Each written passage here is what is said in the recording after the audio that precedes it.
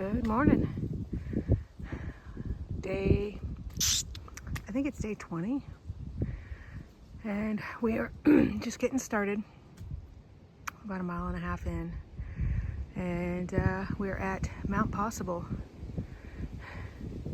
Getting ready to go down to Stickoa Gap. And then back up. Maybe lunch at Brown Fork. And yeah, we camped at a Locust Cove Gap last night. A little sun over there. It's still kind of hazy. Some more over there. And we were prepared for rain, but we didn't get any. That's good. It's a lot warmer than I expected it to be. And we are, yeah, we're dry. It's been really windy though. All night and all this morning. It's been really windy. Oh, that's a pretty pine tree. Say good morning. Morning. All right, get down to the gap and then back up again.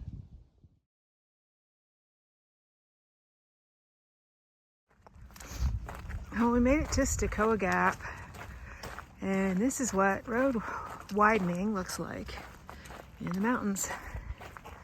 You got to cut into the side of the hill, pour some concrete, reinforce, put some drainage in there. It's quite bananas.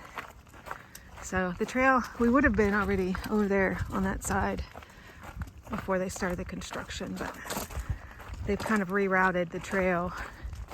So we have to walk alongside the construction. We have to cross over there. There's some stairs right there. And we're going up and up and up and up. Just had second breakfast. My belly's full. And yeah, there's a shelter. A couple miles ahead, we'll stop and maybe have lunch. Oh, puppy dog.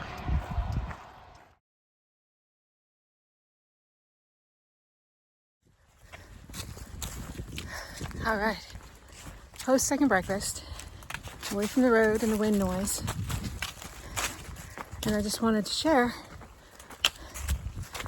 I learned in our almost 3 weeks of being out here that if you're curious where the AT is going to take you, just stop and look around. Find the tallest hill or mountain. And that's probably where you're going. But first they're going to let you go down. Let you go down and down and down so you can think about it before you start climbing up. I believe we are getting ready to climb up. Well, you can't really see it now because we're not far enough away, but the infamous Jacob's Ladder. It's just a section of like super steep trail, even with switchbacks. It's like steps, switchback steps. But you get like 500 feet of elevation in like a half a mile. So it's pretty steep. We haven't started it yet, but I think that's it. Up there ahead of us, that's the hill.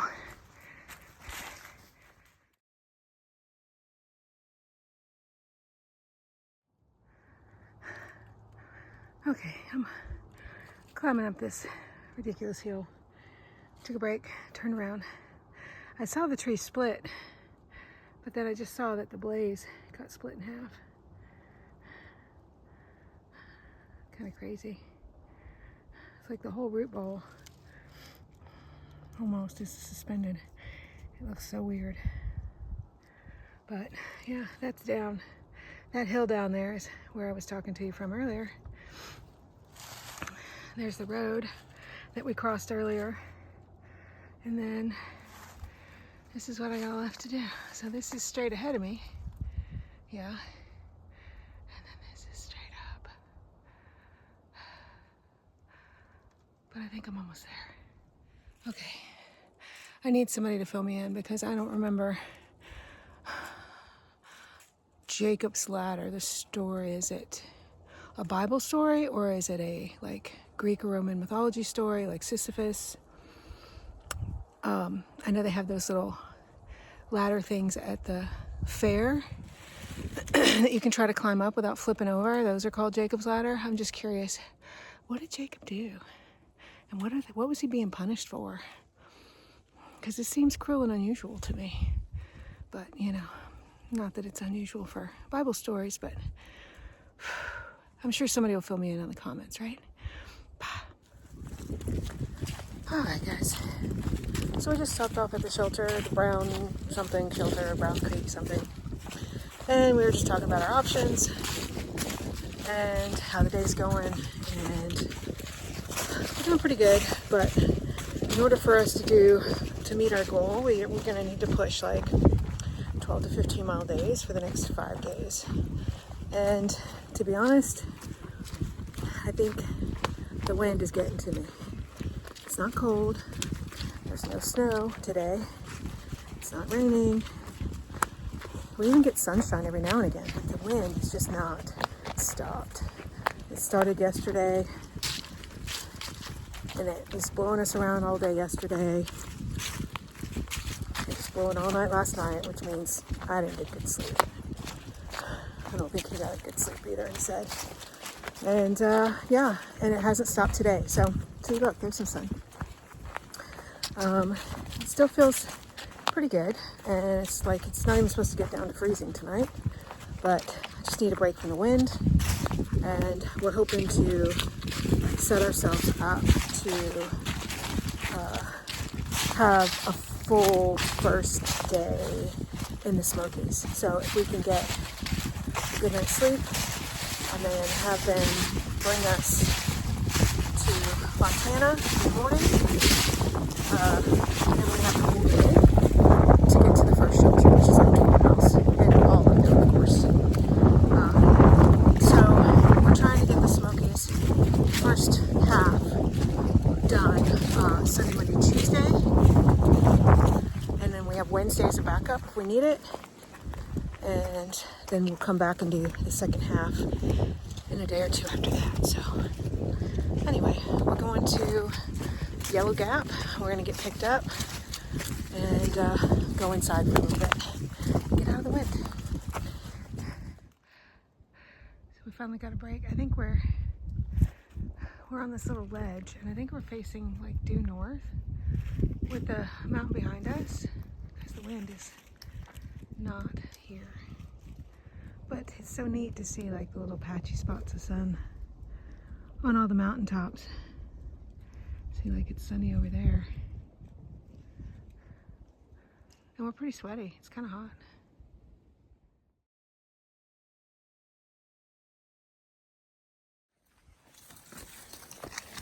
It's all tight in here. Let's see. Rocky.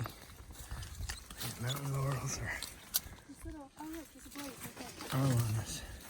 There's these little scraggly mountaintops that are in like this alpine zone or whatever it is.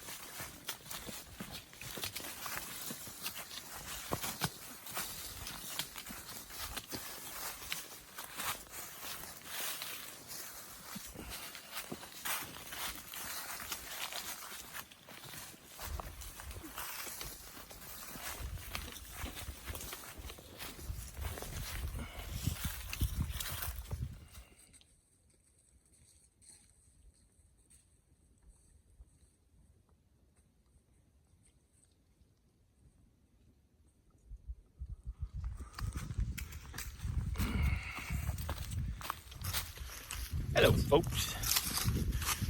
Back at it again. We're going to Yellow Gap. planned to go to Cold Springs shelter, but the wind, man, it is a struggle for the last 2 days. Gusty winds all night. Well, since we left the knock yesterday,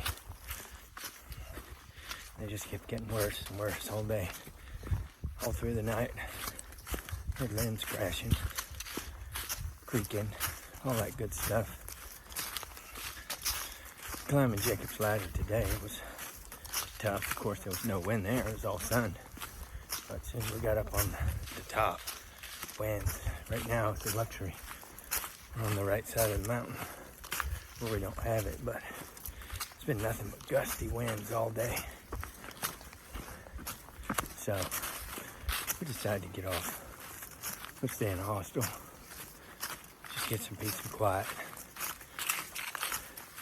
Refresh, relax. We're still doing good, just mentally struggling. Just wind, all day.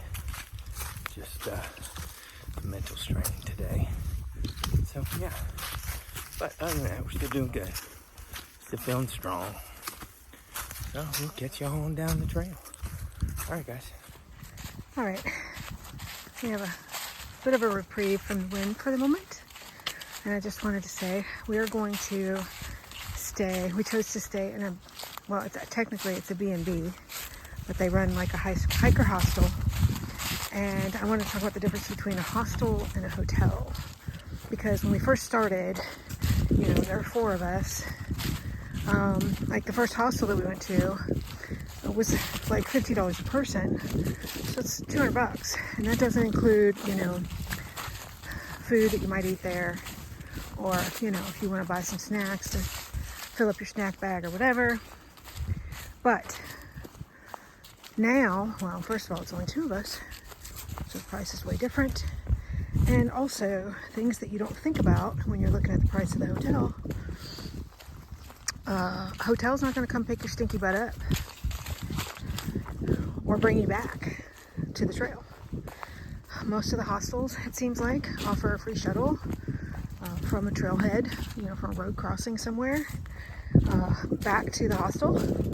And they also offer, if they're not within walking distance, a lot of them have some type of resupply option, like they can take you into town when you get, you know, groceries, drop your food bag, whatever you might need.